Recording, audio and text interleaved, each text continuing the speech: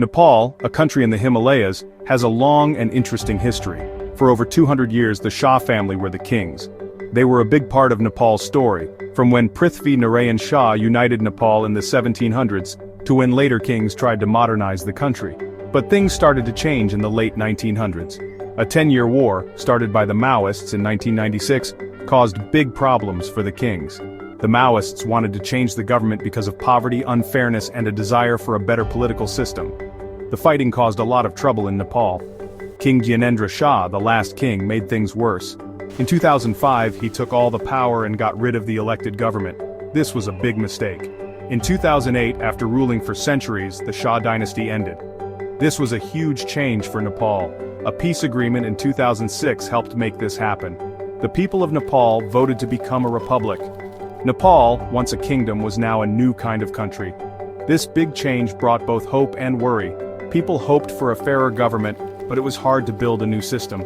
Even though the kings were gone, their impact on Nepal's good times and bad times was still felt.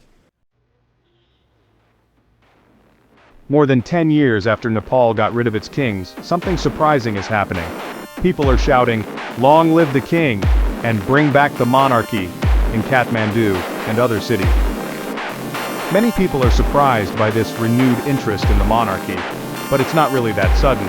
It's been building up because people are disappointed with the current government and miss how things used to be. After the monarchy ended, people were happy at first, but then things got hard. Many political parties fought for power, and Nepal had 14 different prime ministers since 2008. This made it hard to get things done, and people became disappointed.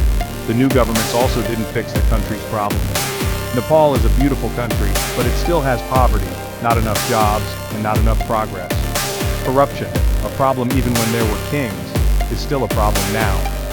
Because the governments didn't keep their promises, people started to think about the old days. People missed the stability they felt when there was a king, and they are unhappy with the current system. This has made the idea of a monarchy popular again. Older people especially remember when things seemed more orderly. This isn't just missing the past, it's about being unhappy with the present and wanting something better.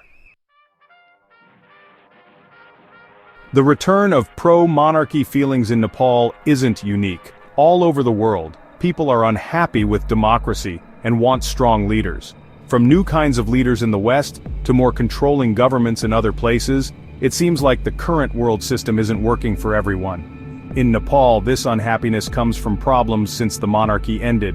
The government changes a lot and no one agrees on important issues. This makes it hard to solve problems like poverty and a lack of jobs. Nepal relies on tourism and money sent home from people working abroad, but it doesn't have many factories or enough jobs for young people. Because the governments haven't fixed these problems, people don't trust them. They feel like no one listens to them. Young people especially feel this way. They've only known Nepal without a king and haven't seen the benefits of the new system. This unhappiness has shown itself in different ways, from peaceful protests to more extreme actions. The pro-monarchy movement includes all sorts of people, but it's especially popular with those who feel forgotten by the current system. They see the king as someone who can bring stability and unity and provide strong leadership.